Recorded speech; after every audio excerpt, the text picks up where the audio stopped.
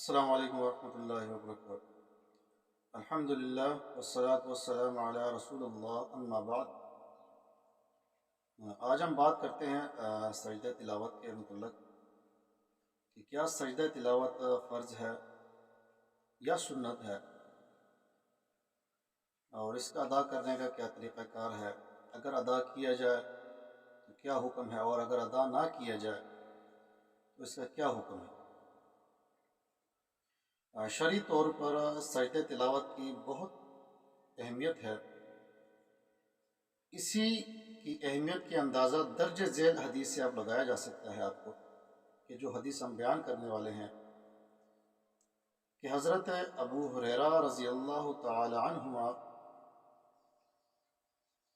روایت کرتے ہیں، رسول اللہ صلی اللہ علیہ وسلم نے فرمایا، جب ابن آدم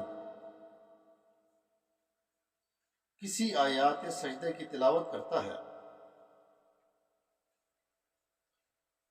اور پھر سجدہ کرتا ہے تو شیطان روتا ہوا دور چلا جاتا ہے اور کہتا ہے، ہائے میری ہلاکت، ابن آدم کو سجدے کا حکم دیا گیا اور اس نے سجدہ کر لیا، اور مجھے سجدے کا حکم دیا گیا اور میں نے انکار کیا، تو ابن آدم کو اللہ پاک نے جنت کا سرٹیفکیٹ دیا، یعنی کہ جنت نصیب کی، اور میں نے انکار کیا اور مجھے اللہ پاک نے جہنم نصیب کر دی۔ اس حدیث سے معلوم ہوتا ہے کہ سجدہ تلاوت چھوڑ دینا کسی صورت میں بھی مناسب نہیں ہے۔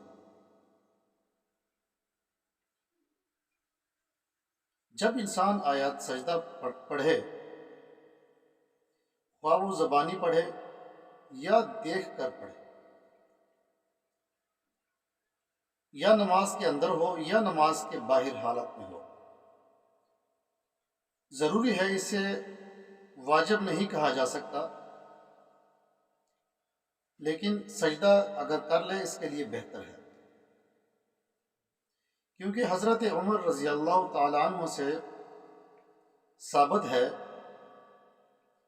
کہ انہوں نے ایک مرتبہ منبر پر سورۃ النحل تلاوت کی، حتیٰ کہ سجدے والی آیات کو پڑھا تو نیچے اترے اور سجدے تلاوت کیے۔ آپ اس سے بھی اندازہ لگا سکتے ہیں کہ یہ واجب نہیں ہے۔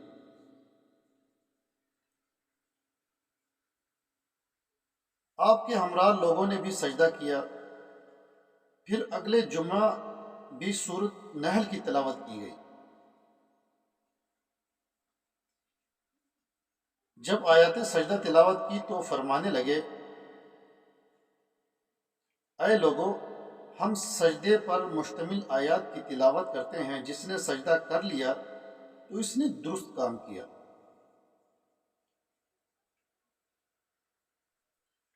اور جس نے سجدہ نہ کیا اس پر کوئی حرج نہیں، اور حضرت عمر رضی اللہ تعالی عنہ نے سجدہ نہ کیا۔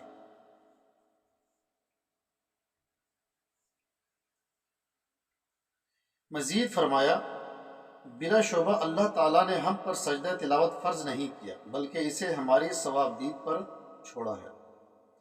اگر آپ کر لیں گے اللہ تعالیٰ اجر دے گا، نہیں کریں گے تو آپ کے اوپر کوئی گناہ نہیں ہے اس کی۔ اس حدیث پر امام بخاری رحمۃ اللہ علیہ نے بے الفاظ عنوان قائم کیا ہے،